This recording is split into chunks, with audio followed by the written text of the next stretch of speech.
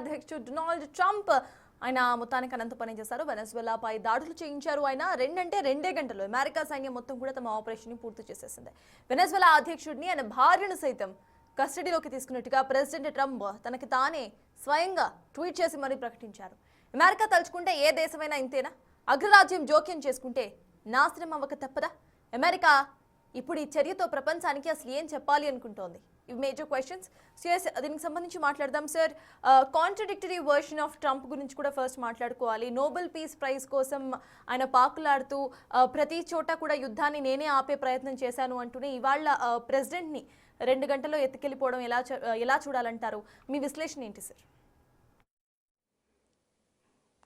అసలు ఒక దేశం ప్రెసిడెంట్ను మరో దేశము సైనిక జోక్యం చేసుకొని లిఫ్ట్ చేసి ఇతర దేశాలకు తరలించడం అంటే ఇక ఆ దేశ సావరిటీకి ఉన్న గౌరవం ఏంటి, ఆ దేశ ఇండిపెండెన్స్కి ఉన్న గౌరవం ఏంటి?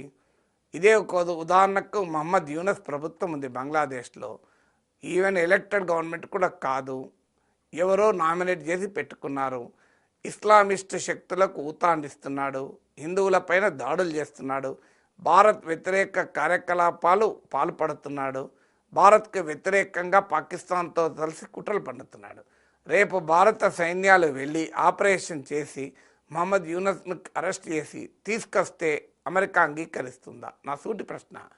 So when America the right to attack and abduct ఒక Maduro, India is also right. వీళ్ళు అమెరికా చేసిన పని ఇండియా చేస్తే అంగీకరిస్తుందా? అంటే అమెరికాకు ఒక నీతి, ఇండియాకు ఒక నీతి ఉంటుందా? మీకు అమెరికాకు ఉండే హక్కులు ఇండియాకు ఉండవా? సో ఒక నికోలస్ మదురో మంచివాడా చెడ్డవాడా అనే డిబేట్ కూడా అనవసరం. అది మంచివాడైనా చెడ్డవాడైనా ఆ దేశ ప్రజలే నిర్ణయించుకోవాలి.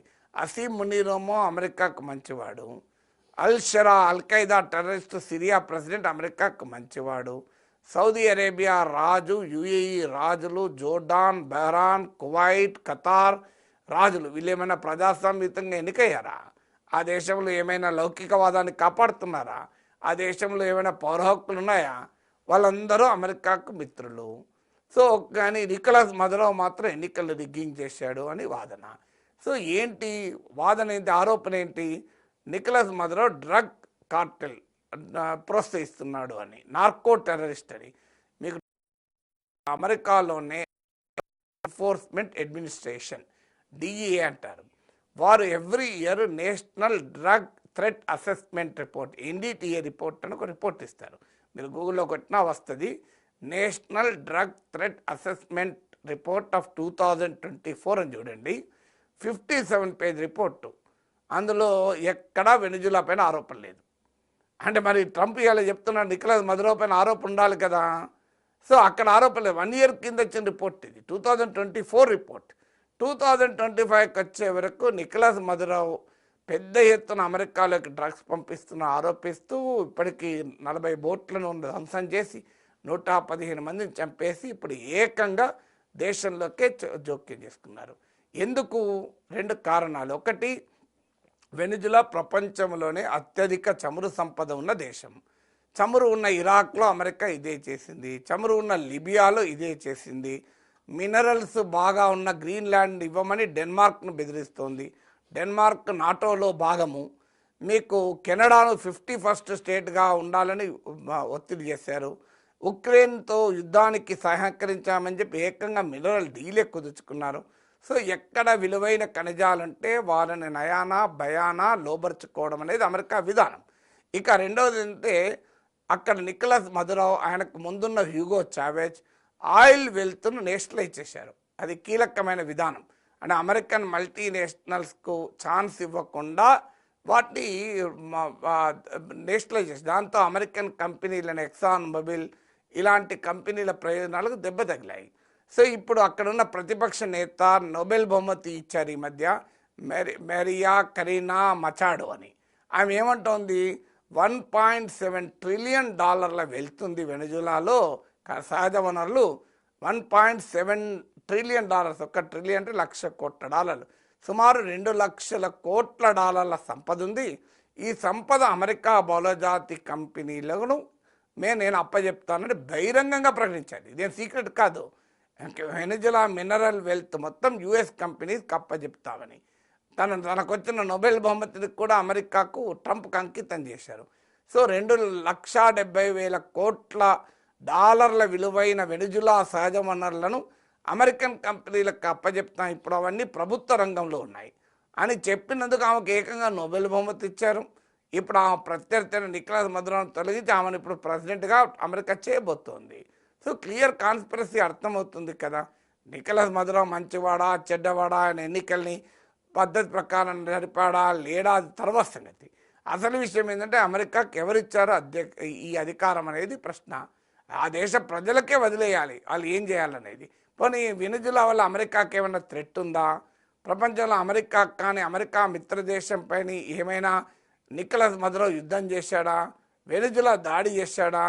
చాలా క్లియర్గా నా సమీప ప్రాంతంలో వెస్టర్న్ హెమిస్ఫియర్ అంటారు ఈ ప్రాంతాన్ని, లాటిన్ అమెరికాస్ అండ్ కరీబియన్స్, ఇక్కడ ఎవరు కూడా అమెరికాను ప్రశ్నించకూడదు. అది కూడా అమెరికన్ మోడల్కు భిన్నంగా ప్రైవేట్ బహుళజాతి కంపెనీలకే సర్వసంపదలు అప్పజెప్పాలన్న అమెరికా విధానానికి భిన్నంగా ఉండకూడదు. అందుకే క్యూబా పైన 60 ఏళ్ళుగా శాంక్షన్స్, వెనిజులా పైన 25 ఏళ్ళుగా శాంక్షన్స్. ఇది కొత్త కాదు. 1954లోనే గాటర్మల్లాలో ఇదే ఆపరేషన్ చేసింది. 1973లో చిలీలో ఇదే ఆపరేషన్ చేసింది. ప్రెసిడెంట్ అలెండీని సిఐఏ బహిరంగంగా హత్య చేసింది కూడా. ఫిడెల్ కాస్ట్రో క్యూబా ప్రెసిడెంట్ను హత్య చేయడానికి అనేక సార్లు బహిరంగంగానే కుట్రలు పన్ని విఫలమైంది. ఆ తర్వాత 1980లో నికారగువాలో ఇదే పని చేసింది. సో ఇప్పుడు ఆ తర్వాత ఇటీవల బొలీవియాలో చేసింది, ఇప్పుడు వెనిజులాలో చేసింది. అంటే ఈ ప్రాంతంలో ఎక్కడ అమెరికా విధానాన్ని ప్రశ్నించే ప్రభుత్వాలు ఉండకూడదు అనేది అమెరికా విధానం. ఇక అమెరికాకు అనుకూలంగా ఉంటే సిరియా అధ్యక్షుడు $1 కోటి అమెరికా ప్రకటించిన బహుమానం, ఆ తీవ్రవాదిని పట్టిస్తే $1 ఇస్తామని.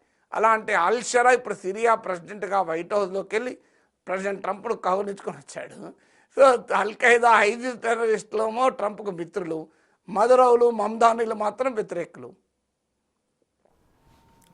సార్ ప్రెసెంట్ ఇంత జరుగుతున్నా సరే ఏ దేశం కూడా రియాక్ట్ అవ్వకపోవడం ఎలా చూడాలి? అండ్ ట్రంప్ చేస్తున్న ఏదైతే ఈ వైఖరి ఉందో మొత్తం ప్రపంచానికి అసలు ఎటువంటి సంకేతాన్ని ఇస్తుంది అనుకోవాలి సార్? ప్రపంచానికి ప్రమాదకరమైన సంకేతాన్ని ఇస్తుంది. తనకు నచ్చని, తన మాట వినని దేశం పైన ఏమైనా చేస్తానని. ఇప్పుడు భారత్ పాక్ల యుద్ధాన్ని నేనే ఆపాను, ట్రేడ్ చెయ్యనని బెదిరించి ఆపానని ఓపెన్గా ట్రంప్ చెప్పడం లేదా?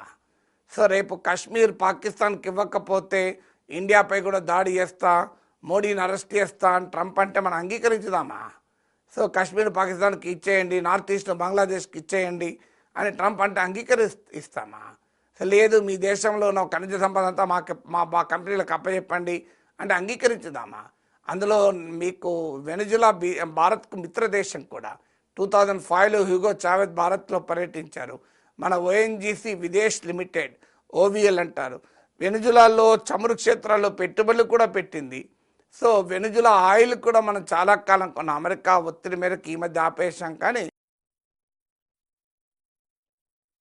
అయితే అన్ఫార్చునేట్లీ మన పాకిస్తాన్ భారత్ విషయంలోనే ట్రంప్ ఇన్ని క్లెయిమ్లు చేసుకున్నా మన ప్రైమ్ మినిస్టర్ ఇప్పటివరకు మాట్లాడలే. ఇక వెనిజులా మీద ఏం మాట్లాడతారు? ఇరాన్పై దాడి చేసినప్పుడు మనం మాట్లాడలే. గాజాలో 60,000 మందిని చంపినా మనం మాట్లాడలే. గ్రీన్లాండ్ విషయంలో డెన్మార్క్ను బెదిరించినా మనం మాట్లాడలే. కెనడాను అమెరికాలో కలుపుకుంటామన్నా మాట్లాడలే. పనామాను బెదిరించినా మాట్లాడలే. మనం దేని మీద మాట్లాడాము? బంగ్లాదేశ్లో మనకు వ్యతిరేకంగా పాకిస్తాన్ కుట్రలు పన్నుతున్నా దాని వెనకాల అమెరికా ఉన్నా మనం మాట్లాడలేదు. ఇటీవల చైనాకు అనుకూలంగా నేషనల్ సెక్యూరిటీ స్ట్రాటజీలో ఇండో పసిఫిక్ను వదిలేస్తాం చైనా అన్నా మనం మాట్లాడలేదు. సో మనం ఇప్పుడు కూడా మాట్లాడడం అన్యాయం. అయితే ఇప్పుడు అటాక్ చేయడానికి ఉద్దేశం కూడా ఏంటంటే వెనిజులాకు అతి పెద్ద అలై రష్యా ఉక్రెయిన్ వార్లో కూరుకుపోయి ఉండడం వల్ల ఇలా వెనిజులాకు మద్దతుగా వచ్చే పరిస్థితి లేదు. సిరియాలో బషర్ ప్రభుత్వాన్ని కూడా రష్యా కాపాడలేకపోయింది, ఇరాన్ను రక్షించుకోలేకపోయింది. అందువల్ల ఇప్పుడు వీక్ పొజిషన్లో రష్యా ఉంది కనుక, ఉక్రెయిన్ వార్లో కూరుకుపోయింది కనుక ఈ సమయంలో వెనిజులాలో ఇప్పుడు తన వ్యతిరేక ప్రభుత్వాన్ని తొలగించి ప్రతిపక్ష నాయకుల మచాడోను పెట్టి మొత్తం 1,70,000 కోట్ల విలువైన ఖనిజ సంపదను అమెరికన్ కంపెనీలకు అప్పచెప్పేటువంటి వైఖరి. ఇప్పుడు మీకు ఇన్ని దేశాలు ఉదాహరణలు చెప్పాను. Will Venezuela be different? Sir, national politics మీద ఇంటర్నేషనల్లీ ఇట్లాగా ఒక ఒత్తిడి తీసుకురావడం, లేకపోతే ఇట్లా కిడ్నాప్ చేస్తామంటూ బెదిరించడం, అంటే ఇది ఫస్ట్ యాక్ట్ అయినా సరే ప్రపంచం మొత్తం కూడా ఆబ్వియస్లీ చూస్తుంది కాబట్టి నెక్స్ట్ చిన్న చిన్న దేశాలు ఆబ్వియస్లీ భయపడే ఛాన్సెస్ ఉంటాయి. సో దీన్ని ఆపాలంటే ఎలాగా? ఇప్పటి వరకు ఏ కంట్రీ కూడా కనీసం మాట్లాడలేదు. సో మాట్లాడకుండా ఉండటం ఫ్రీ హ్యాండ్ ఇచ్చినట్టే అవుతుంది అనుకోవాలా? ఖచ్చితంగా. అంటే మల్టీపోలారిటీ అంటే ప్రపంచంలో ఒక దేశానికి తిరుగులేని ఆధిపత్యం ఉంటే వచ్చే ప్రమాదం ఇది. ఇవాళ అమెరికా పైన అమెరికాకు ప్రపంచంలో 5 రకాల ఆధిపత్యాలు ఉన్నాయని సమీర్ అమీన్ అనే ఒక ఈజిప్షియన్ ఎకానమిస్ట్ అన్న మాటలు. 1 సహజ వనరుల పైన ఆధిపత్యం, 2 కరెన్సీ పైన ఆధిపత్యం, 3 సైన్స్ అండ్ టెక్నాలజీ పైన ఆధిపత్యం, 4 న్యూక్లియర్ వెపన్స్ లాంటి weapons of mass destruction military ఆధిపత్యం, 5 కల్చర్ పైన ఆధిపత్యం. సో ఈ 5 రకాల ఆధిపత్యాలు ఉండడం వల్ల అమెరికా రాజ్యం, అమెరికా ప్రజలకు మనకేం అభ్యంతరం లేదు. అమెరికా గొప్ప సమాజము, అమెరికా గొప్ప దేశము, సివిల్ లిబర్టీస్, సివిల్ సొసైటీ చాలా బలంగా ఉన్న దేశం, చాలా ఫ్రీడమ్ ఉన్న కంట్రీ, ఎంటర్ప్రినర్షిప్ ఉన్న country. So the problem is not with American society, problem is with American state. So American state, America రాజ్య వ్యవస్థను కార్పొరేట్లు, బిగ్ కంపెనీస్ రన్ చేస్తాయి.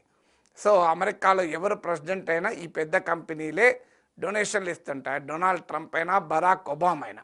ఇంత డెమోక్రటిక్గా కనబడే బరాక్ ఒబామా కూడా ఇలాంటి యుద్ధాలు చేశాడు, తేడా ఏం లేదు. సో ఎందుకంటే ఆ బిగ్ కంపెనీసే వీళ్ళ ఫండింగ్ చేస్తాయి. ఆ బిగ్ కంపెనీస్ యొక్క ప్రయోజనాలనే వీళ్ళు కాపాడుతుంటారు. ఇప్పుడు ఎక్సాన్ మొబిల్ ఇది బిగ్ డోనార్, అందుకే ఎక్సాన్ మొబిల్ ఇంట్రెస్ట్లను వెనిజులాలో కాపాడుతారు. హాలిబర్టన్ లాంటి ఆయిల్ కంపెనీలు, మరో ఆయిల్ కంపెనీలు, లాకిడ్ మార్టిన్ లాంటి డిఫెన్స్ మిలిటరీ కంపెనీలు వీళ్ళ ప్రయోజనాలను కాపాడుతూ ప్రెసిడెంట్లు పనిచేస్తూ ఉంటారు. సో అందువల్ల దానికి వ్యతిరేకంగా అమెరికా ప్రజలు రియాక్ట్ కావాలి, ప్రపంచ ప్రజలు రియాక్ట్ కావాలి. అల్టిమేట్గా అమెరికా చరిత్ర ఏం చెప్తుంది? ఆఫ్ఘనిస్తాన్ లాంటి చిన్న దేశాన్ని ఏం చేయలేకపోయింది కదా, తాలిబాన్ని ఏం చేయలేక 20 ఏళ్ళ తర్వాత అప్పచెప్పించారు కదా. సో అందువల్ల ప్రజల రిజాల్వే మీకు చేస్తుంది. తాలిబాన్ని ఏం చేయలేకపోయారు. ఇరాక్లో, లిబియాలో అమెరికా ఏమైనా ప్రజాస్వామ్యాన్ని సాధించిందా? అందువల్ల ఇక్కడ కూడా ఏం జరుగుతుందంటే మరో యుద్ధంలో, మరో సంక్షోభంలో, మరో గందరగోళంలో అమెరికా కోరుకుపోవడానికి కారణమవుతుంది. ట్రంప్ ఏమో ఎన్నికల సమయంలో ఏం ప్రచారం చేశాడు? Why should US be in these bloody wars, అమెరికాకు సంబంధం లేని యుద్ధాలు అమెరికా ఎందుకు ఉండాలని క్యాంపెయిన్ చేశాడు. ఇప్పుడు ఆ వెనిజులా అమెరికాని ఏం నష్టం చేసింది? అమెరికా పైన ఎక్కడ దాడి చేసింది వెనిజులా? మరి ఇప్పుడు వెనిజులాలో జోక్యం చేసుకొని ఆ ఉచ్చులో దిగాడు కదా. ఇప్పుడు ఆ వెనిజులా ప్రజలు అంత ఈజీగా యాక్సెప్ట్ చేస్తారా? So sir, international topic next ఇంకోటి మాట్లాడుకుందాం. This is about